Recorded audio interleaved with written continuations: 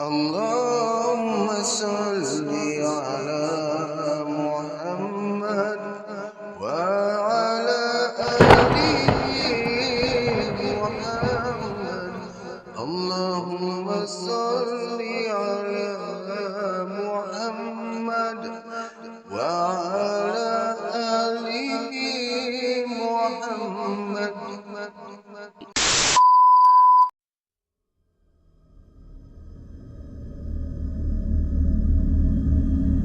Radio 12 Malam.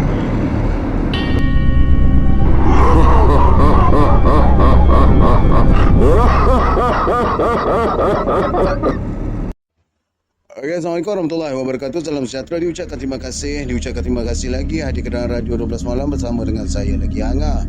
Okey, kali ini kita akan teruskan dengan kisah daripada Taman Calis. Apapun terima kasih kepada semua yang banyak support dan menonton kisah daripada segmen berungkai misteri yang kita terima panggilan daripada kawan-kawan kita. Yang tu boleh dengar saya cakap utara pasal kena dengan pemanggil daripada utara memang lekat lah suara tu kan. Tapi apabila pembacaan novel, saya tak boleh nak bercakap utara sangat sebab tulisan dia dah memang tulisan dia tak tulis utara. Jadi macam mana saya nak lawat? Sekali lagi dia punya penyampaian takut tak berkesan. Jadi ngoceh panjang tembak tak kena. Kita tak mau ngoceh panjang lagi. Kita akan teruskan dengan Taman Calis episod dia yang episod 59. Awas sangat nak tersasul ni.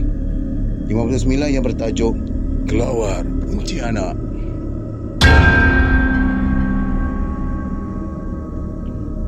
Biji-biji getah yang dikutip saya lambakan atas tanah. Datuk masih lagi menjalin bilah buluh dengan rotan. Dia membuat luka ataupun kita kenali sebagai bubu baru yang panjangnya 1 hasta dengan injap bermata belas. Memang perangai Datuk. Kalau membuat luka mesti dimulakan waktu tengah, waktu matahari terbit. Bila matahari sudah tinggi segala, kerja itu akan diberhentikan.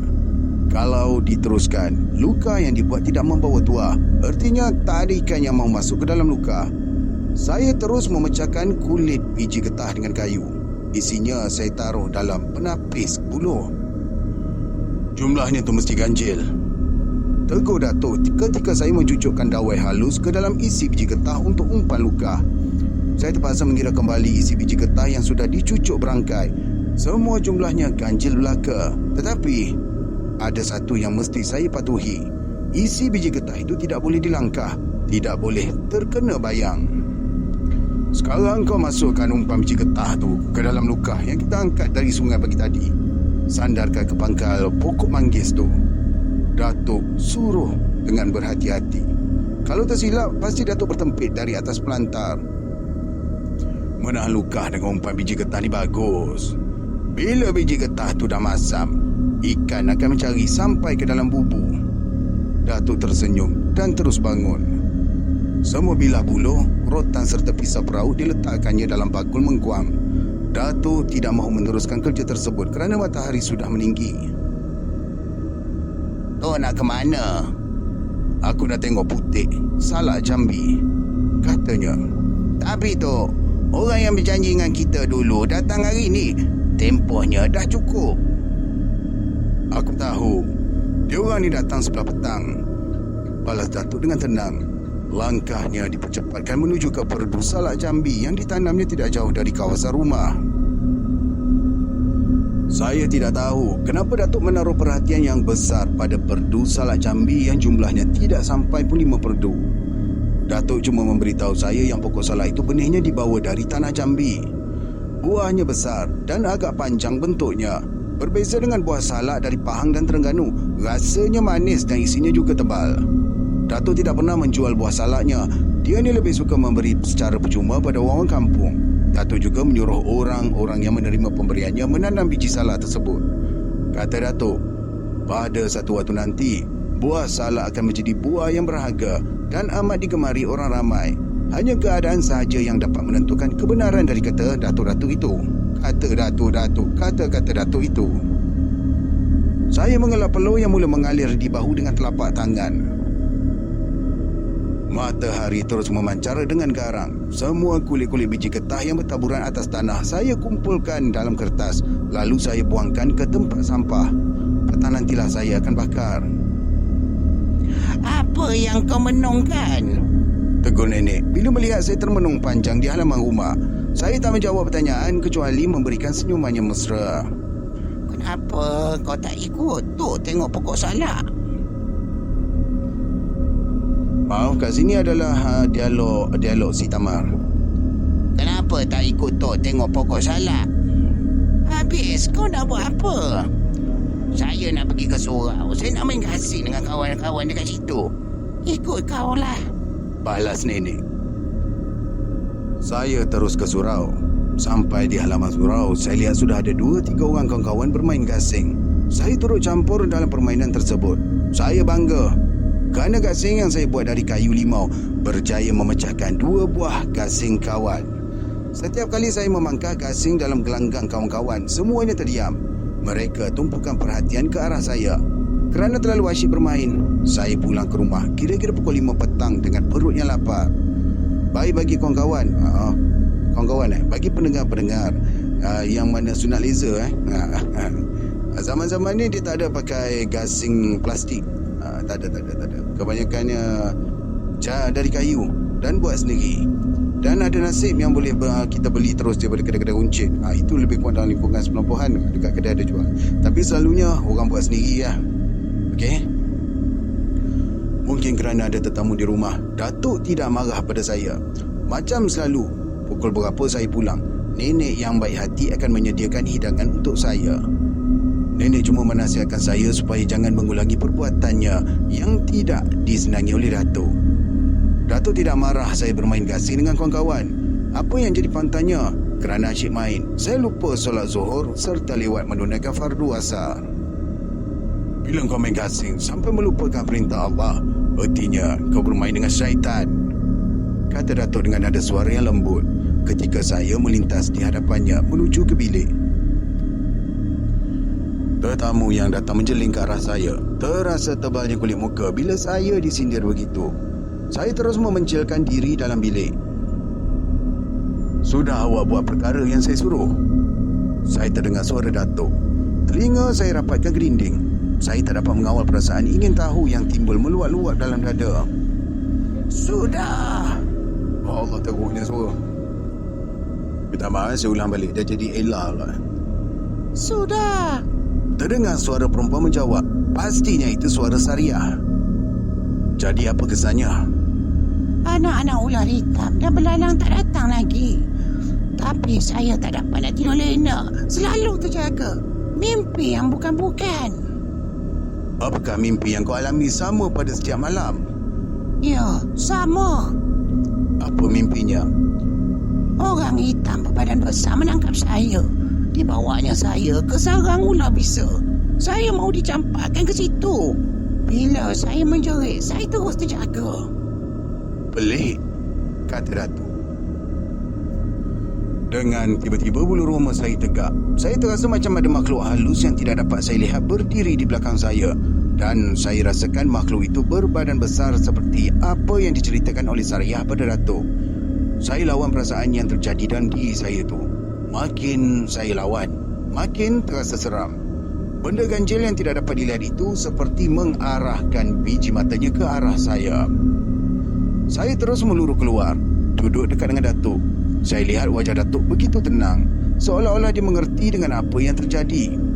Sariah dan ibunya tercengang melihat kedatangan saya itu. Sekarang ni awak urut perempuan ni lagi, beritahu Datuk pada nenek. Dahi nenek nampak berkedut. Tak payah pasang tirai. Awak ni dah mengarut nak mengurut perempuan di depan lelaki. Nenek melahirkan protes dalam senyum. Datuk terdiam sejenak. Tak payah. Bawa saja dia masuk ke dalam bilik Tamar. Lagi? Saya akan memberi perintah dari luar macam yang kita buat 2 minggu lalu. Awak tahu tak? Lepas saya mengurut perempuan ni 2 minggu yang lalu, saya mimpi seperti apa yang diceritakannya pada awak. Kemudian, seluruh badan saya terasa bisa-bisa. Kenapa yang awak tak cakap? Malas nak cakap dengan awak. Nenek mencuitkan bibirnya ke hadapan. Datuk tersenyum panjang. Sariah dan ibunya masuk ke dalam bilik saya dengan ditemani oleh nenek. Datuk memperkemaskan silanya dengan meletakkan kedua belah lengannya atas kedua belah tempurung lututnya. Kedua belah matanya Datuk rapatkan. Urut rusuk kiri bawa ke kanan. Berhenti kat situ. Tekan pangkal pusatnya dengan tangan kiri. Tangan kanan tekan pangkal pinggangnya tu kuat-kuat. Begitu Datuk mengeluarkan arahan dengan mata yang terpejam. Saya kira nenek tentu mengikut apa yang Datuk suruh. Aduh, tolong. Saya terdengar suara Sariah. Jangan lepaskan, biar dahinya berpeluh, balas Datuk. Ada ketul keras macam batu ni, jawab nenek. Tekan, jangan dilepas, balas Datuk. Tolong saya. Suara Sariah bertambah lemah. Akhirnya saya terdengar Sariah mengeluh kuat. Lepas itu, tak dengar apa-apa lagi. Dalam masa yang sama, tanpa angin, daun-daun tingkap bergerak lalu menghempaskan kayu jenang, melahirkan bunyi yang kuat macam ada orang yang membuka dan menutup. Kain langsir pula putus dari pengikatnya, tak ubah macam direntap oleh tangan manusia dengan kasar. Datuk tidak mempedulikan keadaan yang agak ganjil itu. Dia terus pejamkan matanya dan suasana yang tidak menyenangkan itu terus hilang. Sudah, lepaskan bahagian yang awak pegang tu, seru Datuk dari luar. Saya terdengar suara Sariah kembali dengan keadaannya normal, bercakap sesuatu dengan ibunya. Sekarang ni genggam penumbuk di tangan kiri dan tekankan ke perut perempuan tu di bahagian pusatnya. Sambil mengeluarkan perintah itu, Datuk membuka silanya, lalu bertinggung untuk beberapa minit. Datuk duduk kembali. Buka tangan awak dan lihat apa yang ada. Sebelahan papan berbalut dengan kain merah, jawab nenek. Masukkan barang tu ke dalam mangkuk putih, tutup dengan kain atau kertas. Kemudian, bawa benda tu pada saya. Selesai saja Datuk bercakap, kedua belah kelopak matanya dibuka. Baik, sekiranya anda telah sampai ke minit ini, saya mencela sedikit. Jangan lupa untuk tekan button like, share dan subscribe. Share banyak sikit kepada kawan-kawan supaya mereka tahu tentang kewujudan channel ini. Dan satu lagi, jangan lupa untuk bertemu saya dalam channel Nota Khalifah. Sekarang ini kita tengah membacakan tentang kisah Khalid Al-Walid. Bertemu dekat sana ya, insyaAllah. Baik, kita teruskan. Nenek keluar dari bilik lalu meletakkan mangkuk putih bertutup kain di hadapan Datuk. Bila nenek mahu melangkah ke dalam bilik, Datuk terus bersuara. Awak dia macam awak ungut perempuan yang baru lepas bersalin 3 hari. Baiklah. Nenek masuk ke bilik lalu melakukan apa yang Datuk suruh. Bila nenek selesai mengurut, Sariah dan ibunya segera keluar. Saya lihat muka Sariah berseri-seri dan merah, macam wajah anak dara yang baru berusia belasan tahun. Kalau dilihat sekali imbas, pasti orang tidak menyangka yang Sariah ini telah mempunyai anak 5. Saya tidak menafikan, sesungguhnya dalam usia saya yang begini, saya memang tertarik pada dirinya. Air mukanya begitu menarik dan menawan, boleh membuat lelaki tidak tidur malam. Tamar dah ketal. Mereka terus duduk di hadapan Datuk. Saya lihat kulit Sariah yang kemerah-merahan itu bersih dan gebu sekali. Tidak terlihat lubang-lubang bekas jerawat seperti sebelumnya. Kulitnya cukup lembut sekali. Awak mesti mematuhi syarat-syarat yang saya berikan ni. Jika awak benar-benar mahu masalah yang awak alami ini berakhir, kata Datuk sambil merenung wajah Sariah dan ibunya. Apa dia syarat-syaratnya tu? Tanya ibu Sariah macam tidak sabar-sabar. Datuk termenung sejenak. Mudah saja. Syarat pertama, jangan tinggalkan sembahyang 5 waktu. Kemudian baca Yasin malam Jumaat dan selalu bersedekah pada anak-anak yatim atau orang miskin bila awak mampu berbuat macam tu. Datuk berkata sebentar. Syarat kedua, jangan mengatakan atau membabikan orang lain yang kononnya penyakit awak ni adalah perbuatan orang lain. Itu perbuatan yang salah. Datuk raba pangkal tengkuknya sejenak. Awak mestilah berbaik dengan ipar dan mak mertua awak. Tambah Datuk lagi. Kalau mereka menolak dan menyakitkan hati saya macam mana? Tanya Sariah. Awak harus bersabar. Biar apa pun yang mereka lakukan, jangan melawan mentua. Mak mentua ni sama juga dengan mak sendiri. Kalau dah tak tahan dengan sikapnya, carilah jalan. Asalkan jangan sampai timbul permusuhan. Saya tak mahu awak memberitahu orang lain yang awak berubat di sini. Saya berjanji dan saya berterima kasih pada Tuan. Jangan berterima kasih pada saya, tetapi bersyukurlah pada Allah, kerana dengan Allah juga saya boleh menolong awak. Jangan panggil saya Tuan, panggil saja saya Ayah atau Pakcik. Ya, Ayah. Oh, mujur dia tak suka panggil abang ya. Kerana awak, saya kira perempuan yang baik dan jujur. Mulai dari hari ini, awak saya anggap macam anak saya sendiri. Datuk luahkan apa yang tersirat dalam hatinya. Baik dekat sini mujurlah dia anggap macam anak sendiri kan. Jadi boleh panggil ayah. Kalau tidak, saya rasa nenek ni akan bertambah cemburu. Tak gitu. Saria dan ibunya berpandangan. Mereka pun berbalas senyum. Tetapi tidak dapat mengatasi senyum nenek yang membayangkan kepuasan tersendiri. Dengan wajah yang manis, Datuk menyuruh saya memetik 7 helai daun sirih yang bertemu urat di belakang rumah. Suruhannya itu segera saya patuhi. 7 helai daun sirih bertemu urat saya serahkan padanya. Datuk patahkan semua tangkai sirih. Begitu juga dengan bahagian ujungnya. Tiap daun sirih Datuk lipat 3. Semua tulang belakang daun sirih Datuk buang. Daun-daun sirih yang sudah dilipat itu Datuk taruh 3 butir gula pasir. Ini bukan apa-apa, cuma petua untuk penyeri wajah kamu. Tiap-tiap daun sirih ini ada 3 biji gula putih. Jangan jatuhkan gula-gula itu. Selepas bangun tidur, kumur mulut dan kunyah daun sirih ini hingga hancur. Telan hampasnya. Sesudah itu barulah kamu basuh muka dengan air suam. Kenakanlah air itu ke seluruh kulit muka kamu, kata Datuk. Sebelum Datuk serahkan daun-daun sirih pada Sariyah, Datuk membacakan sesuatu.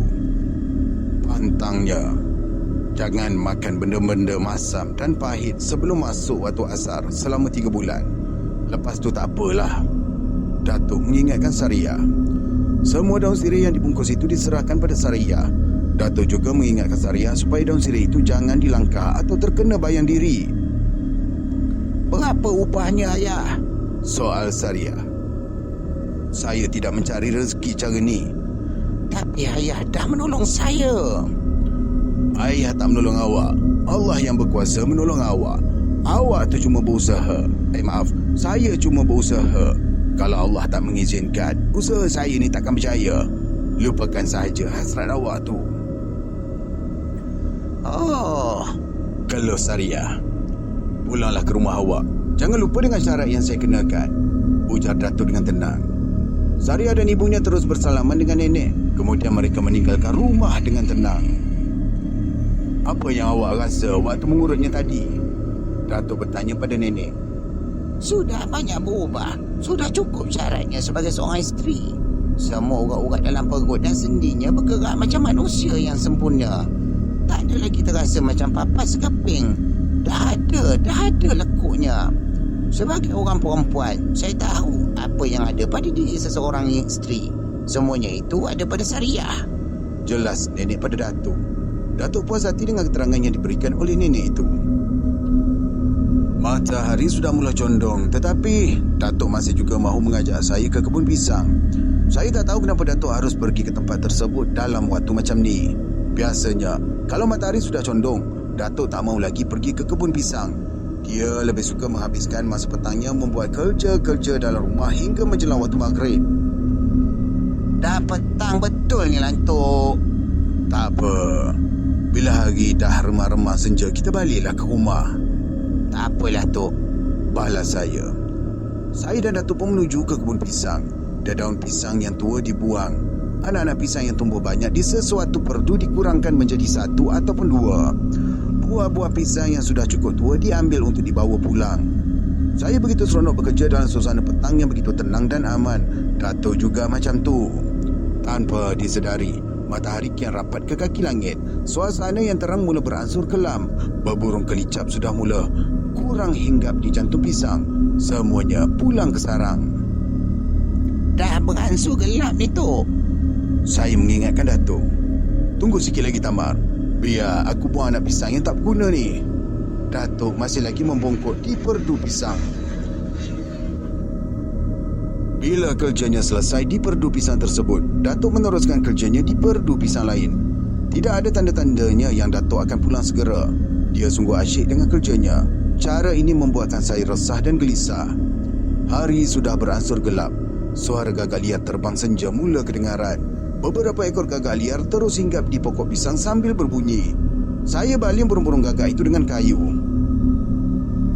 Burung-burung terbang sebentar dan kemudian datang semula ke pokok pisang sambil berbunyi.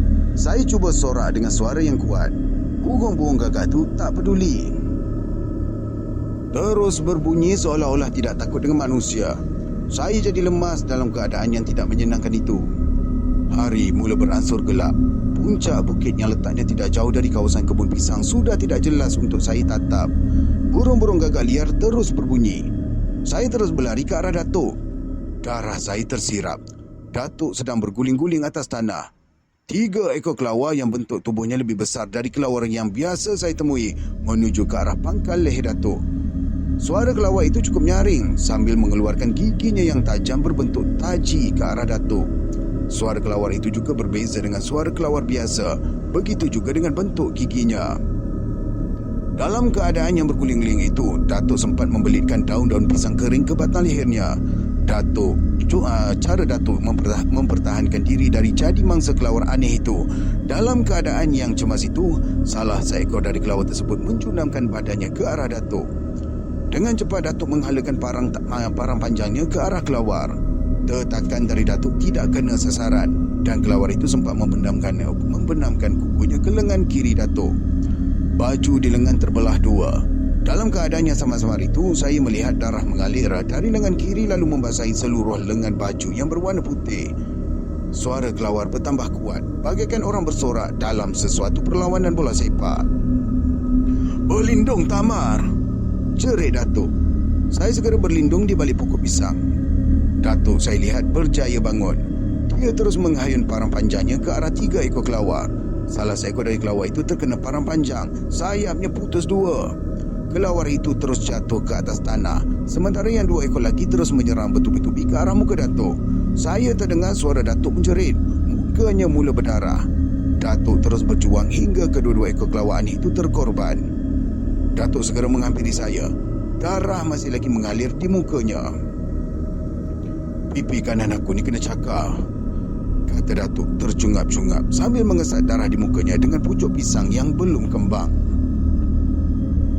"Kelawar apa tu, Tok? Ganjil betul rupa dia." "Kelawar jenis ni menghisap darah manusia dan binatang.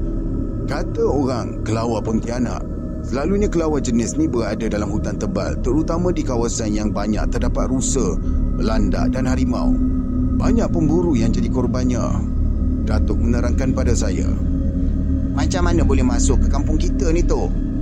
"Entahlah, agaknya dah banyak hutan yang dibuka orang. Atau sudah tak ada harimau dan rusa lagi dalam hutan. Kelawar jenis ni mencari mangsa waktu malam." Seramlah saya, Tok. "Apa mau diseramkan? Dah, mari kita balik. Hari dah gelap benar. Waktu maghrib dah masuk," balas Datuk. Memang benar, hari sudah gelap. Suasana dalam kebun pisang terasa kurang menyenangkan. Belum pernah Datuk meninggalkan kebun pisang dalam keadaan yang macam ni. Sambil melangkah, saya terus merenung ke kiri dan ke kanan. Saya lihat daun pisang terus bergerak walaupun tiada angin yang bertiup. Saya lihat beberapa ekor burung gagak liar berterbangan tanpa suara. "Datuk!" jerit saya. Datuk pun mematikan langkahnya. "Ada apa, Tamar?" "Tok, cuba tengok kanan." Datuk segera toleh ke kanan. Dia tidak berkata apa-apa. Badan saya terus menggeletar. Siapalah yang tak menggeletar bila melihat bayang manusia yang besar dan tinggi bergerak dalam kebun pisang sambil mematah-matahkan batang-batang pisang. Dalam saat-saat tertentu, bayang-bayang itu memperlihatkan bentuk badannya yang sebenar. Wajahnya menggerutu, dagunya panjang, kepalanya botak dan kuku dari 10 jarinya terjulur kira-kira 2 kaki. Biji matanya terperosok ke dalam dan mengeluarkan cahaya yang halus. "Tak ada apa-apa pun, Tamar," balas Datuk. "Ada hantu, Tok." Jangan mengarut. Mana ada hantu di sini? Jangan fikir yang bukan-bukan, sergah Datuk. Saya cuba melangkah tapi tidak berdaya. Bayang-bayang itu serasa memburu saya. Bila melihat keadaan saya begitu, Datuk terus mendukung saya. Sampai di rumah, saya diletakkan di anjung. Saya terkapar di situ, tidak berdaya untuk bangun. Sendi-sendi badan terasa tidak dapat digunakan seperti selalu. Datuk terus menunaikan fardu maghrib. Sementara menanti Datuk selesai solat itu, bayang-bayang aneh itu terus mengganggu saya dalam pelbagai bentuk. Ada ketikanya wajah yang menggerutu itu mengeluarkan darah ke seluruh muka. Ada ketika lain pula bertukar menjadi wajah yang paling hodoh dengan mata satu di tengah dahi. Dari kulit wajah yang hodoh itu keluar pula beribu cacing tanah, dan cacing itu dimakannya macam orang makan mie rebus ataupun mie goreng. Paling menakutkan bila bayang-bayang itu mempamerkan giginya yang bertaring dua. Darah celah-celah taring kulit keluar ulat. Apa ni? Darah celah-celah taring kulit. Taring kulit keluar ulat tidak ubah macam ulat tahi dengan bau yang amat busuk. Saya tidak berdaya melawan, hanya berserah pada Allah. Ayahmu menghalang apa yang aku buat. Sekarang ni aku mahu kamu merasakan kesakitan dari apa yang aku buat.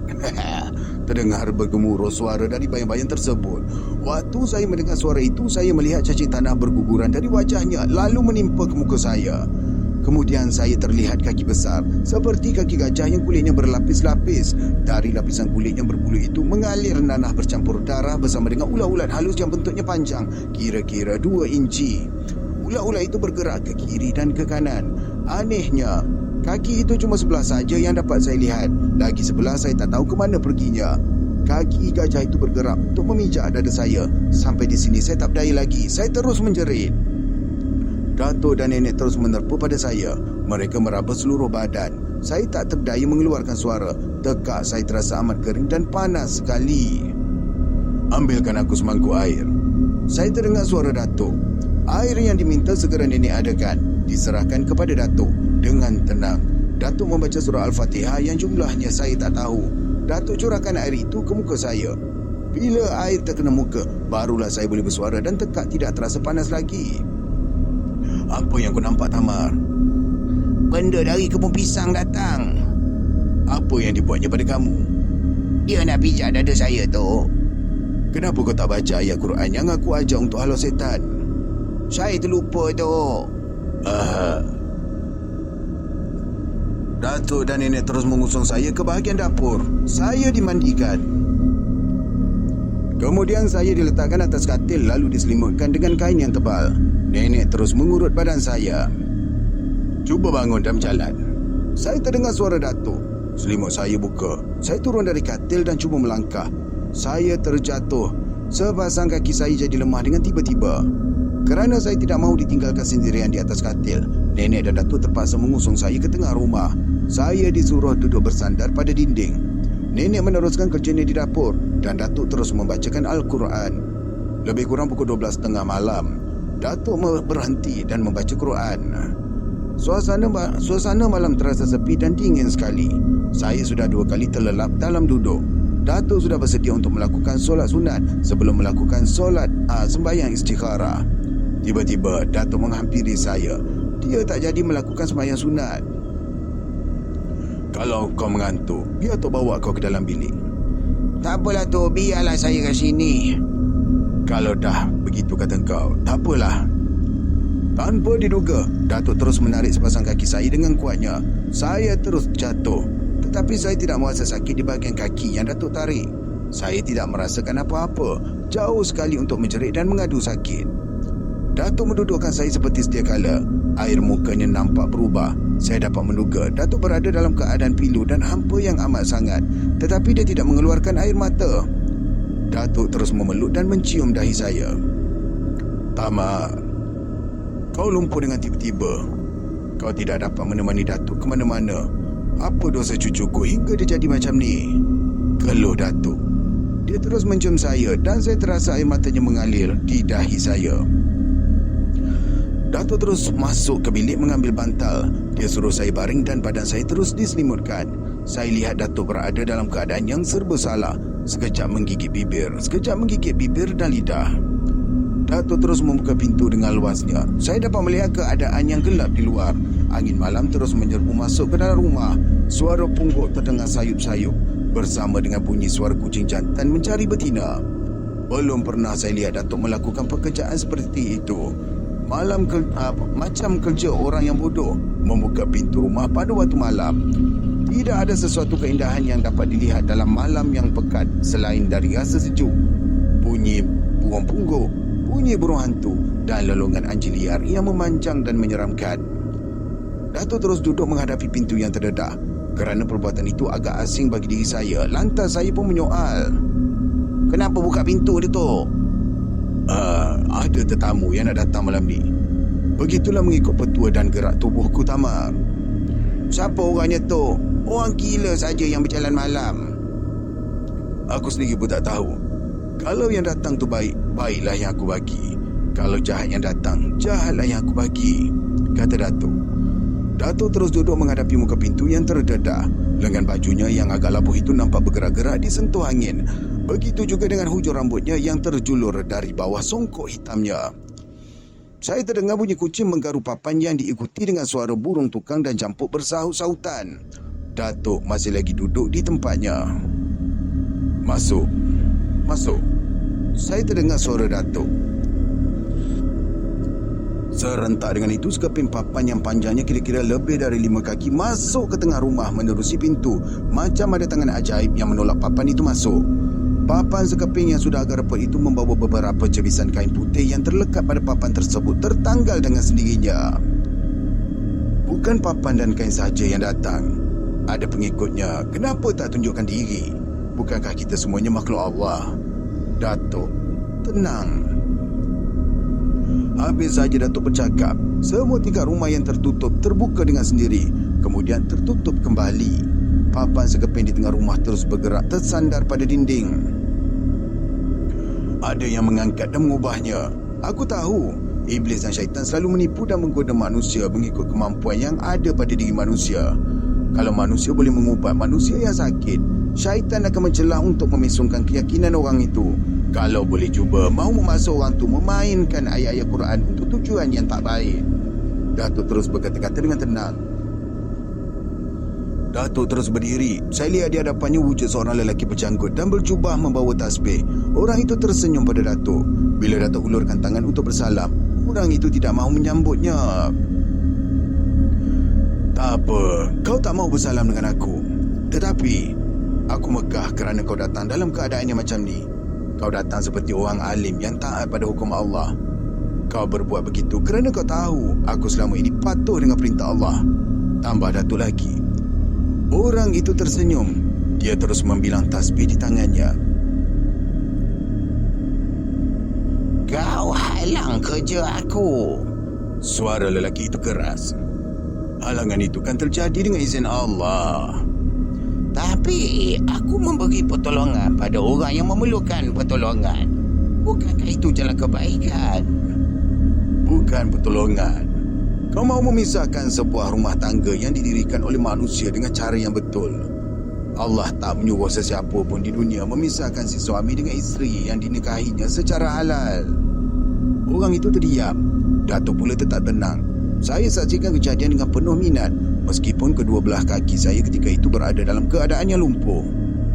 "Aku ni wali Allah. Jangan kau nak permainkan aku." Orang berjanggut dan berjubah tinggikan suara. Tasbih di tangan terus dibilangnya tanpa berhenti. Tidak ada sesiapa yang boleh mendakwa dirinya wali Allah. Sama ada orang itu wali atau tidak ditentukan oleh Allah yang Maha Besar. Bukannya dirinya sendiri atau manusia yang masih hidup menentukannya. "Kau tu setan," pekik Datuk.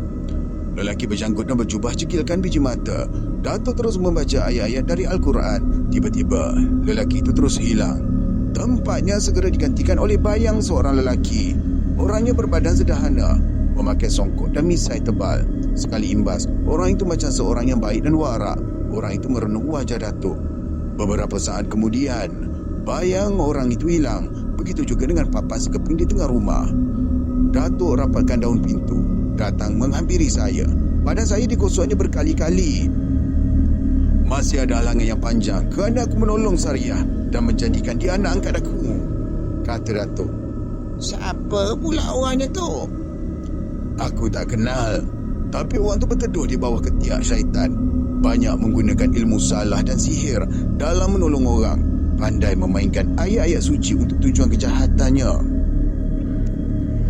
"Kenapa begitu tu?" "Aku pun tak tahu. Mungkin untuk dihormati, mungkin juga untuk mencari wang. Dan orang tu satu ketika akan membalas dendam. Keluh Datuk sambil merenung wajah saya. Wah, kali ni cerita Taman Joleh begitu panjang sampai time saya rekod sekarang ni dah 34 minit. Apa pun terima kasih kerana sudi mendengar daripada mula sehingga habis. Semoga kita bertemu lagi dalam next episode insya-Allah. Sampai berjumpa lagi. Assalamualaikum warahmatullahi wabarakatuh.